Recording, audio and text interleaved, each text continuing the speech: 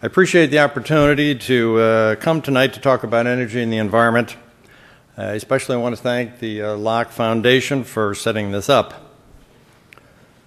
President Obama has rightfully stated that energy is one of the top 3 issues facing our country today, and it's a very important matter for North Carolina as well. I've given my presentation in some 10 states now, and this normally takes about an hour and 15 minutes. One of the first things I tell the audience is, this is technical stuff, and I'm not going to insult your intelligence by pretending to summarize this matter in 20 minutes.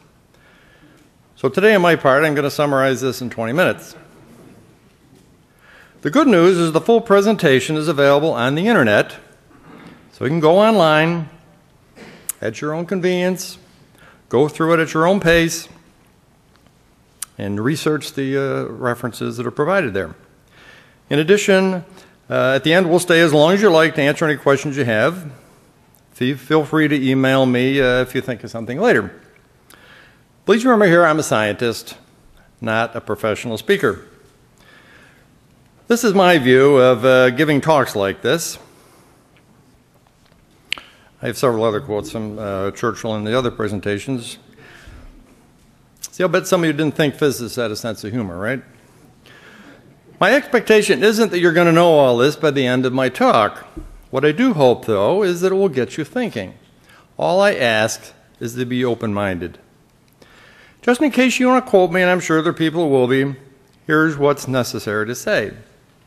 This is my basic, very simple position. We do have environmental and energy matters, and they need to be solved by using genuine science. That's it. My main concern here is that our energy and environmental policies are not based on science. Instead, these policies are being dictated by lobbyists who are representing those with financial interest or political agendas. This isn't good for North Carolina citizens or businesses. To counter this, citizens need to get educated and then do some critical thinking, which unfortunately has become somewhat of a lost art. So what is critical thinking anyways? Well, it's a thorough, open-minded, logical effort to examine a claim in the light of all applicable evidence. Fact is that nothing of real value comes easily, and that includes using your head. During this thinking process, a key scientific ingredient to keep on hand is a healthy dose of skepticism. Famous scientist Carl Sagan said, "Skeptical scrutiny is the means by which deep thoughts can be separated from deep nonsense." Critical thinking is in contrast to groupthink, which is a type of thought exhibited by group members who try to reach consensus without critically testing, analyzing, and evaluating ideas. I'm here today primarily wearing 3 different but related hats. Number 1, I'm a physicist who is used to investigating complex issues like wind energy in a thorough, organized, logical, and open-minded manner. Number 2, I'm a financial expert. For example, through implementing some of my investment ideas, I was able to retire at age 34. My last full-time job was a management position at General Electric. Number 3, I've worked for over 25 years on environmental issues like promoting better water quality standards. The energy example we're going to discuss here is industrial wind energy.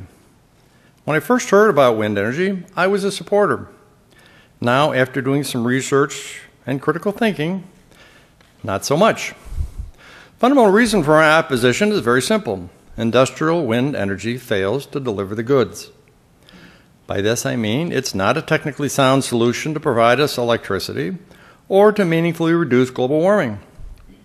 And 2, it's not an economically viable source of energy on its own. And 3, it's not environmentally responsible.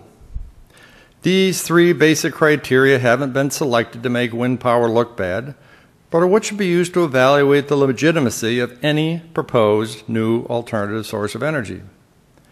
Since most people today like things translated into sound bites, this is it. Maybe it's been too long since I got out of graduate school, but my recollection of how science is supposed to work is this.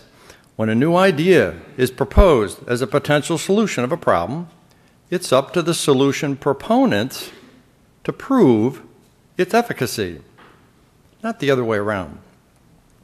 Here we have businessmen, investors, and opportunists proposing that wind power be an integral part of our energy policy. So the ball is in their court to provide comprehensive, independent, transparent, empirical proof that wind power is a viable solution. This is extremely important as how scientific assessment works. Unfortunately, this was never required of or provided by wind power proponents. A key understanding we also need to get a grasp on is this. We must carefully distinguish between reports by scientists and scientific reports. True scientific reports fully comply with the standards of science, which I just went over. Now let's talk a bit about some of the technical reasons why industrial wind power doesn't really work.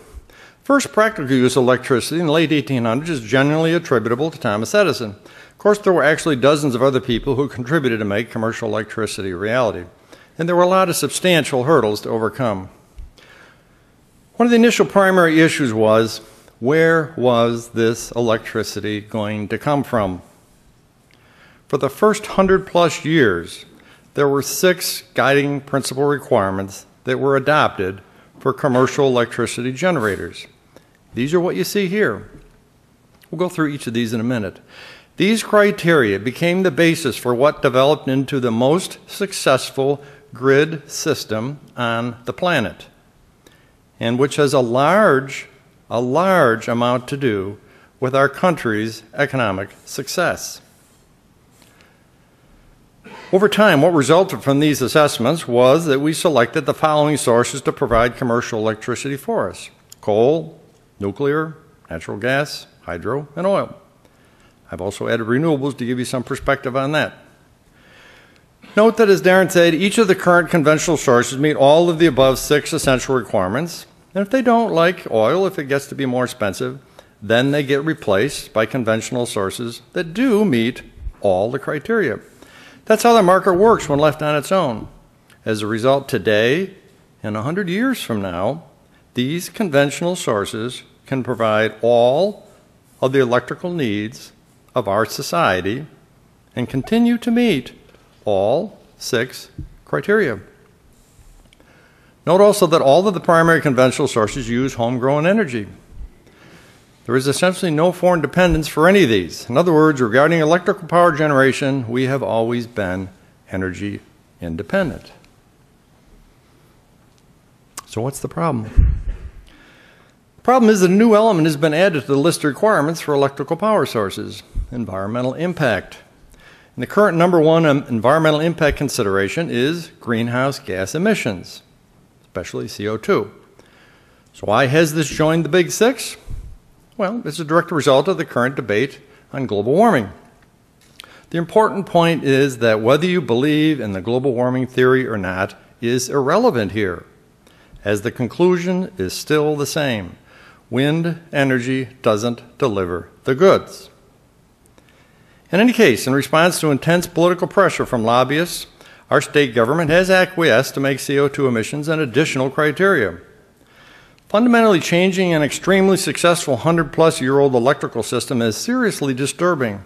But what's really astounding is that alternative electrical power sources like wind energy that just claim to meet this new CO2 criteria don't even have to prove that they actually do it. Let's very briefly examine wind energy for each of the 6 historical criteria and then the new one about CO2. Again, more details on each of these points are in the online version.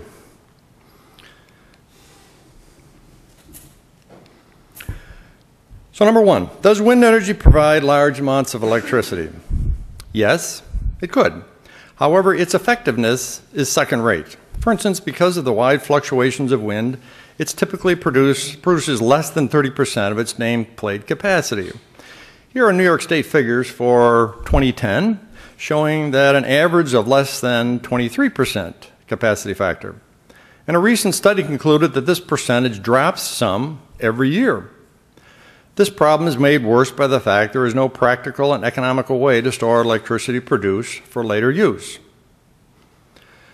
Does wind energy provide reliable and predictable electricity? No.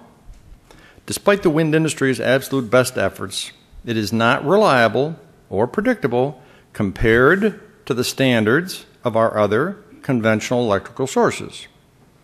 And unlike conventional sources, wind energy projects don't have to pass performance reliability tests because unreliability is the norm. Does wind power provide dispatchable electricity? No. Due to its unpredictability, wind cannot be counted on to provide power on demand. In other words, on a human-defined schedule. So rather than abandon this second-rate power source, the solution is to change user habits to conform to wind's whims. That's really what the smart grid is all about. Here's another visual way to look at it.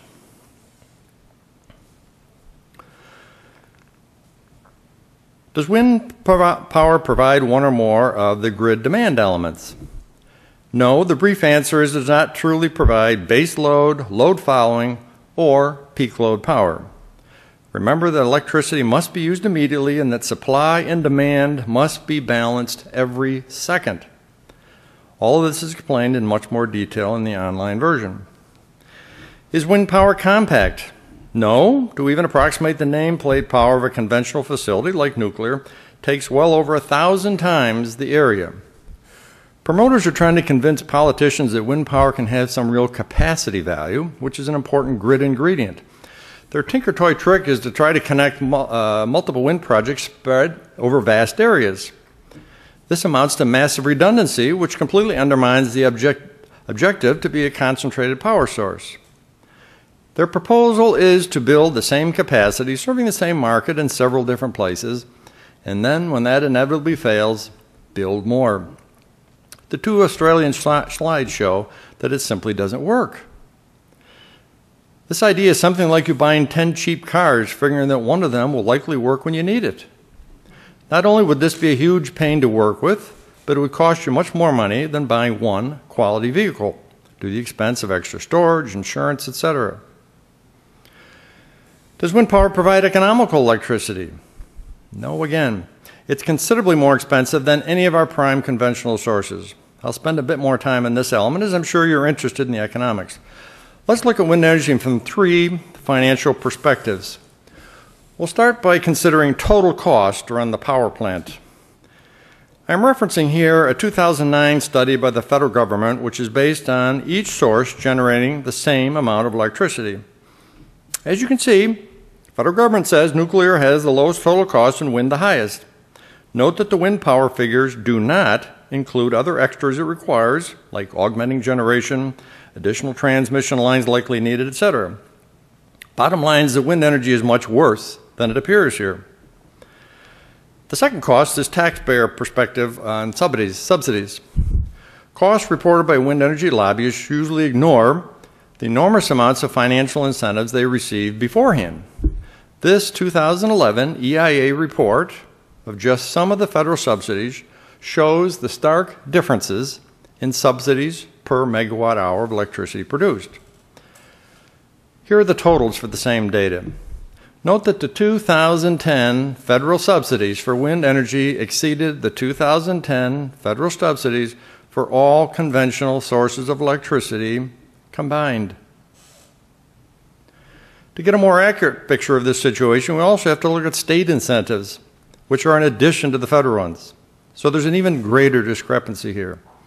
The bottom line of this unparalleled generosity is that investors like T. Boone Pickens make some 25% annual profit from wind power, essentially government guaranteed, and that all companies like BP have become big wind power investors because it helps them avoid paying most income taxes. Consider this fact. The company that pioneered using wind power to avoid taxes was Enron. Let's now look at how wind power affects electric utility ratepayers. Here's a graph showing some representative countries. This data comes from the International Energy Agency and is a levelized cost comparison. You don't have to study these too much to realize that the higher amount of wind power the higher cost electricity is to the consumer.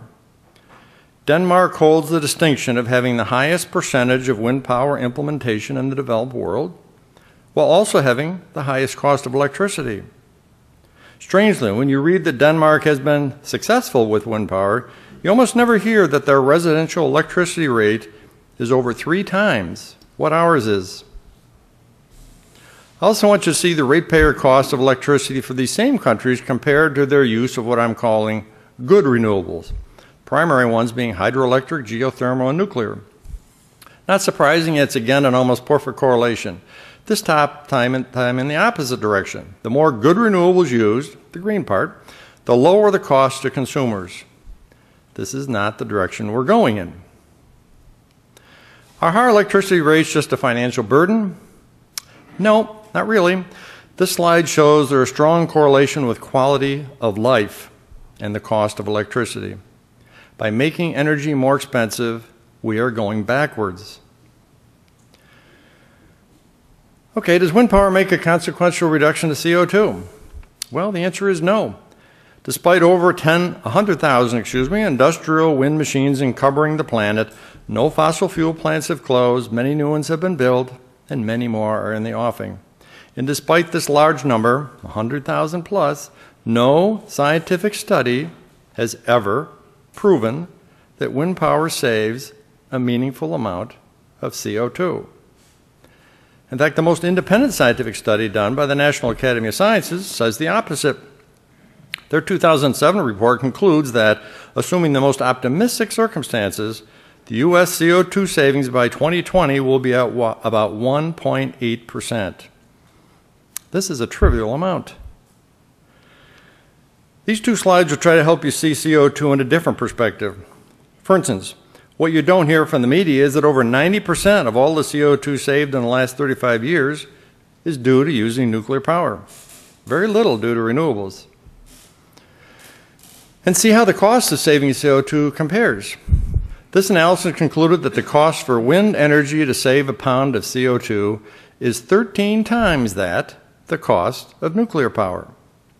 I'm skipping about 30 slides here, which I usually go into about this CO2 matter in much more detail. It's all in the online version. I do want to make this one comment, though. The United States is often targeted for having less than 5% of the world population, but generating something like 20% of the world's CO2 emissions. Yet we seldom hear the other side of the coin.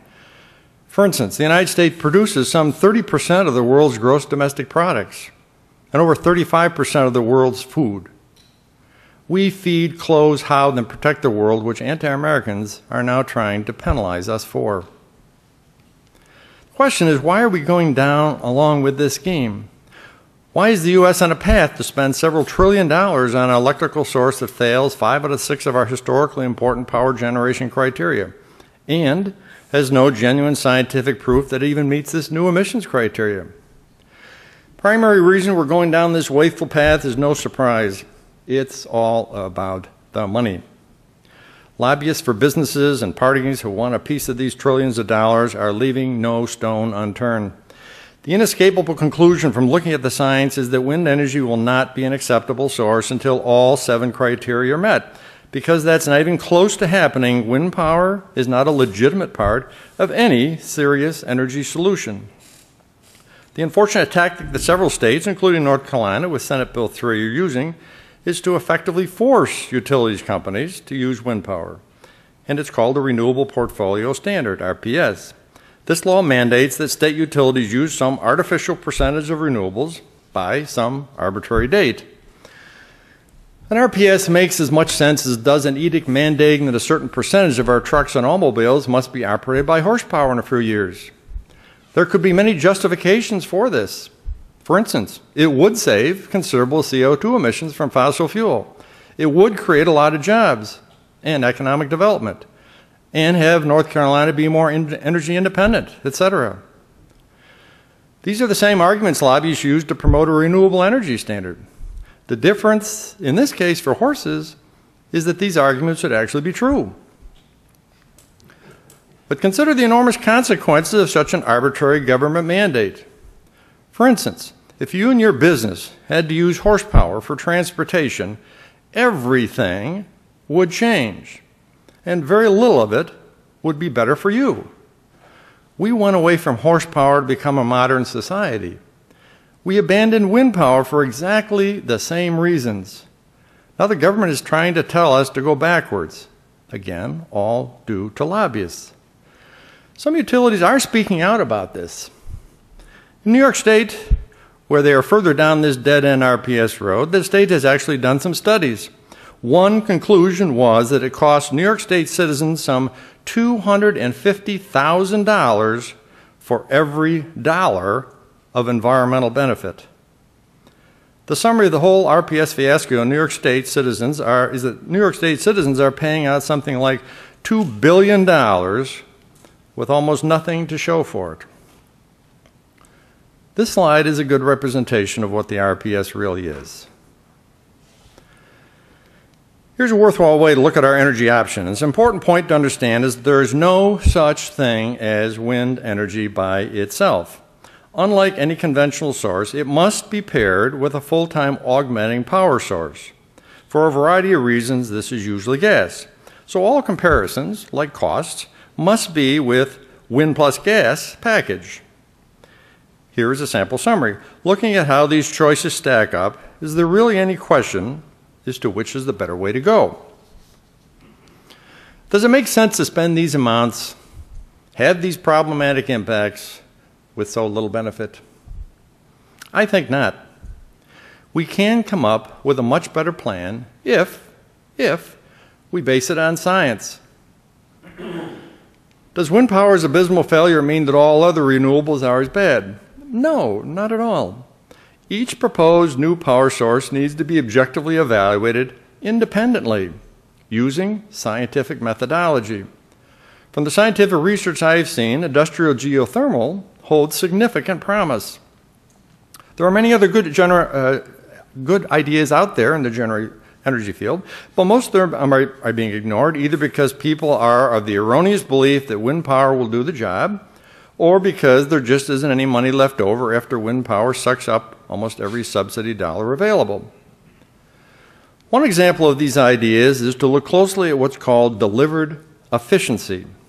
Here's a slide by energy expert Tom Kasten showing that in the United States, only about a third of the original energy at a power plant makes it to the end user. That's a lot of waste. What that says is that this area has a potential for substantial improvement. A very interesting fact that Tom shows here is that this low efficiency of delivered electricity has not improved in over 50 years. Considering all the technological advances that have occurred during this time, this is indeed surprising. A second fascinating potential source of our energy woes is mini-nuclear, small modular reactors, SMRs. Several large companies develop products in this area. Pictured is NuScale's mini-nuclear generator, which is the size of a garden shed. Note that this utilizes technology with a 30-year history, which meets all of the 7 grid criteria. The main hurdle here is not technology, but regulatory approval. If North Carolina wants to be a leader in something important, this would be a good example. As I stated in the beginning, my main purpose today is to encourage you to do critical thinking on this very important technical, financial, and environmental matter.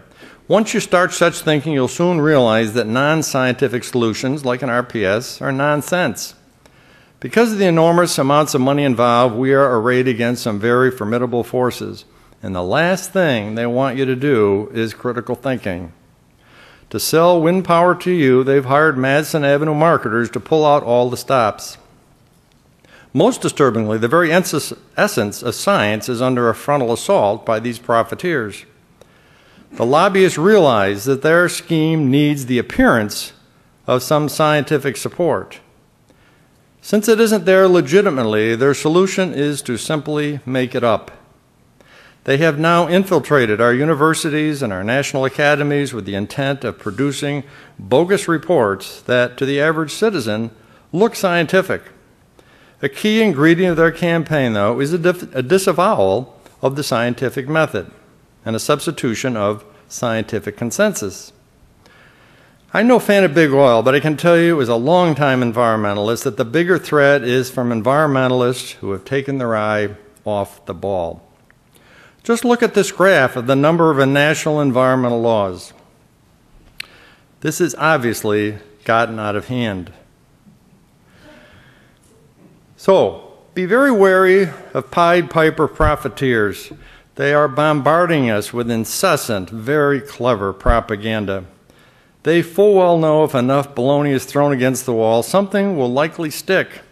With critical thinking, you can minimize being fooled by all this hype. So in summary, we do indeed have some serious energy problems. Science should be the basis of our technical policies.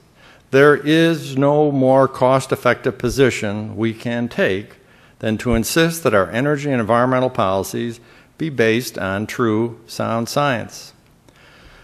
So it's entirely your call. You can either be a critical thinker who supports using real science for technical matters, or be a victim of marketers' greed. I finally run out of my allotted time for my segment. If you found this thought-provoking, please go to my energy webpage that explains much more and has my email address. I also have a free periodic email newsletter about energy and related environmental issues that I'd be glad to send anyone interested in promoting science. Dr. Dave Schnare has some additional insights, and then we'll answer any questions. Thank you for coming tonight and for your attention. Thank you.